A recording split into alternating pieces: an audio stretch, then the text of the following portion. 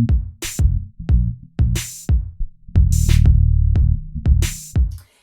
guys, and welcome back to In His Image. So today we are having testimony time. I've got my sister Dionne-Nicole with me. Say hey. Hey. And she is going to be sharing her testimony. So Revelation 12 verse 11, it says, "And they overcame him by the blood of the Lamb and by the word of their testimony, and they did not love their lives to death." So today we're hoping that this testimony can encourage somebody out there. Stay tuned. Okay, so Nick, do you want to tell us a bit about yourself? Yes, so my name is Dionne-Nicole. I have to say Dionne-Nicole because being from a Jamaican background, you're called all different things. So some people know me as Dionne, some people know me as Nicole, but Nicole's actually my middle name. So we'll just get that out of the way. That's why Afia is calling me Nick. I have my own business called Rocket Natural. It's literally just a business to create cosmetics for the skin that are healthy with ingredients that you can trust. That's literally the heart of it. And they're really good, guys. Yeah, really and just to bring healing as well, because when you're using natural things that God has made, it brings healing. By day I work as a PA at a funeral home. Yes, a funeral home. Yeah. And I also serve at a Live City church where I'm the head worship leader there. I also sing in a group that you may know called Voni Morgan and New Year. So that's a little bit about me. Cool. Okay, so with your business, how did you get into that? It's so I've always been interested in natural things. So when I was younger, I used to make natural products for my hair. And when I transitioned from relaxed to natural, I thought, I just started researching and then making products for myself. I also was interested in what was good for the body in terms of food and stuff, so I would research that as well. So I don't know, I randomly had this passion for just natural things to use for the body. And then I think years later, I randomly, well, it's not random, it's God, even though to you is random.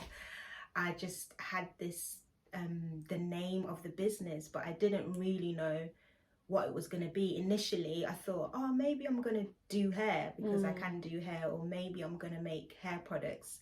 And then after a little while I got the whole download of that it's something specifically for skin cosmetics.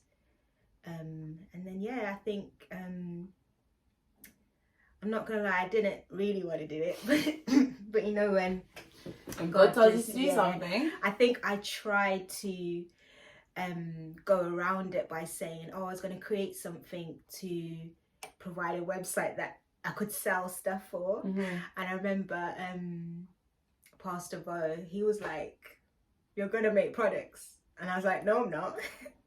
I'm just going to do this, this and this. But I knew in my heart that that's what God wanted me to do. You were just trying to run. So then, that's how it started. Okay. Well, guys, I will definitely link all her details down below in the description box. You should definitely look her up because her stuff is amazing. Okay, so let's get into the juicy stuff, the testimony. Nick, tell us your testimony. Where do you start? I know. It's just... it's been a journey, but I think it was end of 2019, maybe going into 2020, that I really noticed that, I thought I was putting on weight. Right. So I noticed more of my body changing, and I thought I was putting on weight. So I was like, girl, you need to work this out because you need to have an amazing body, before you have your children, that you want to try to get yourself into a routine that your body can be. So I started to be intentional about what I eat and exercising and just being healthy. But then after a while I realized that my stomach was still getting bigger, but I was losing weight. Right. And obviously then we went into 2022, then you've got the pandemic that happened. You mean 2020? Oh yeah, duh. Yes, sorry. 2020. Sorry. Yeah. 2020. Nothing. This is not going to happen in 2022. 2022 is fine. But 2020, the pandemic happened, and then you kind of don't really want to go to the doctors. There's so much happening with COVID and stuff like that. So I really didn't go to the doctors, and I thought, oh, maybe I just have like a food intolerance, right. or because I noticed that I was having a lot of digestive issues. So I thought maybe it's that. And then I think near the ending of 2022, 2020. Oh, why do I keep saying 2022? Because we're in 2022. Yes. Happy New Year, guys. Yes, Happy New Year. The ending of 2020, my mum was like, you need to go to the doctors. You need to go to the doctors. You need to see what this is. And being me, I didn't listen. But then I think as we went into 2021, Pastor Angel also,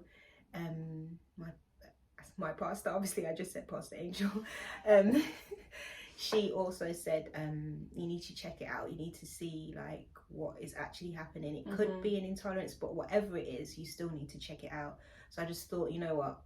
2 people have pushed me. I think God's trying to push me to go. So at this point, what was your body looking like? Because you said that you had the digestive issues, but was there like an external evidence or something going on?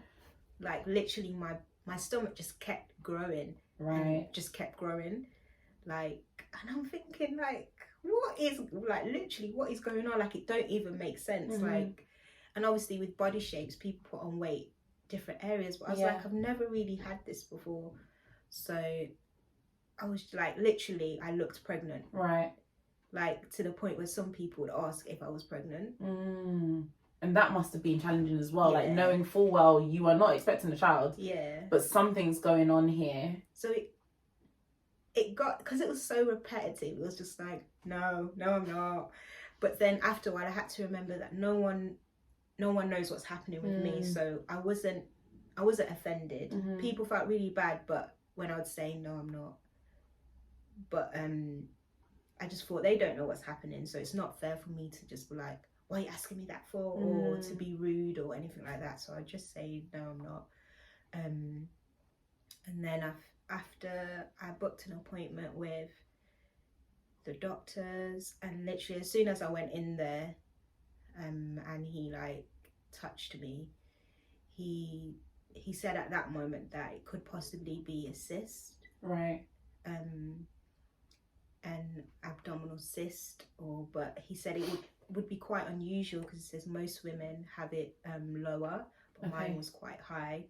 So they just sent me off that's when all the testing began. Right. That was like. So roughly at this point, how long had you waited before you ended up going to the doctor? You said it started end of 2019? Yeah. And so this is now 2021 or 2020? So now we're in 2021. Okay. So this is a long time. Because initially it starts so small, and then to see where my stomach was to where it ended up. So you don't really know that it's a problem, right? So like initially I just thought I was gaining weight until I saw the shift of my stomach's getting bigger, but the rest of my body I'm noticing like bones like coming out and stuff. So I'm like, okay, something's wrong. Okay. So you got to all the testing. What happened next? So the first set of tests that I went for,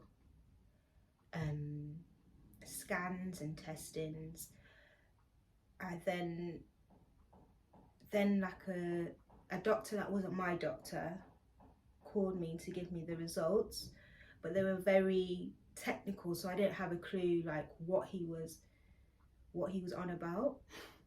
And I was just literally like, what is it that you're saying? Like, you've got it just sounds like tongues. And I'm just like, okay, what I'm going to do is I'm going to just call back the doctors to get an appointment with my own doctor to explain. Because he's obviously saying they can see something and that there's a cyst, but you're saying it's a particular type, and I just don't know what you're on about. And you're saying my H2 whatever or whatever it's called blood test results is high, but you're not telling me what it is. Right. So I just thought, let me get in a point with someone who knows how to explain to humans what's wrong with them. Okay, so you called the doctor, you're not understanding the word he's saying. What happened next? So I booked an appointment with my usual doctor, and I just asked him that I've got my test results back, can you explain just explain it, whatever it is, just tell me what it is. And he basically said, first thing was I don't know how to pronounce it, but it's like a multi-something another cyst. Right. Which will basically means that it's a cyst with cysts on it. Right, okay. So one big cyst with loads of cysts on it, like smaller ones. All I heard was multi. Because I was like, once you hear multi, that's more than one. Like, you're just like, what? So what was your response? Did you like go into panic, or you were just like... No, because he hadn't even finished. Right, okay. And then he was like, and he thought it'd end with, oh, he didn't say, oh yeah, but he was like, because I was like, what is this blood test thing that they're saying I'm high in? Because I don't know what the other doctor meant. And he was like, yeah, that test, I shouldn't laugh, but I have to laugh. You can laugh now. Yeah. But it's like, that result was for cancer. They were like, so we're suspecting you have cancer. So you have multiple cysts. You just discovered you've got multiple cysts, and now they're thinking you have cancer.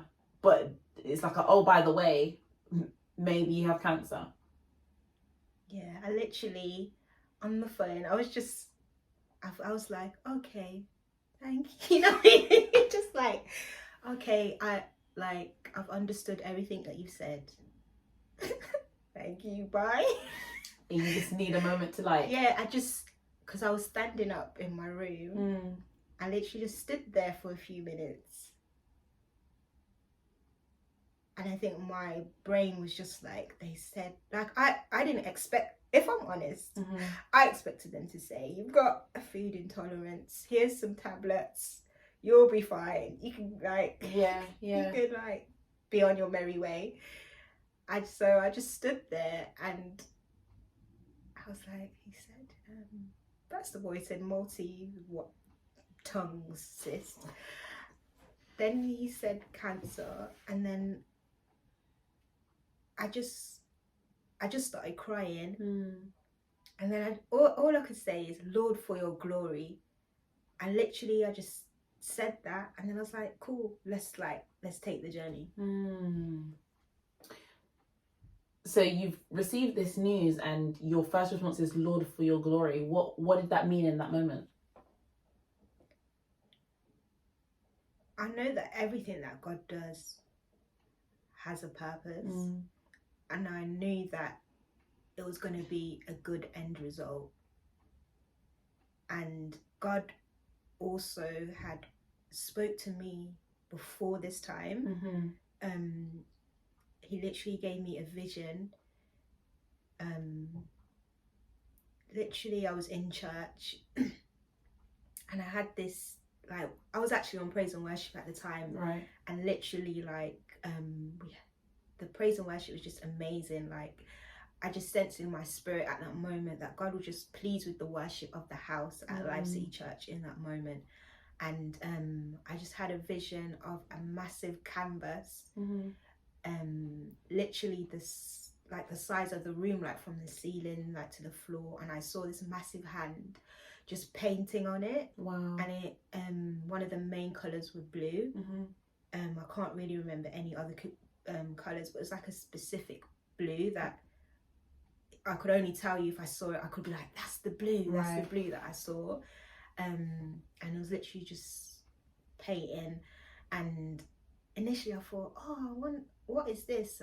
Does God have a word for the church or for the praise and worship team? And literally I went away, I looked up the colours, and something that stood out to me was about healing, which I didn't know that the color blue was related to before. And then I kind of like just pondered on it, left it, and then it was a random day that God brought it back to me, and he was like, will you be a canvas for my glory? Like, whatever I want to paint on your life for my glory, will you be that? Wow. So, and you know when you hear things and you still try to make it a group thing, like, you know it's a word for you, but you're trying to make it a group thing, because I think I did share it in praise and worship, but people can still take from it. And then he was like, will you go through for a season for my healing? Will you have an illness for a season for my glory? In the moment I didn't respond, I'm not gonna lie, but yeah, I think that's why I had like a somewhat hidden confidence.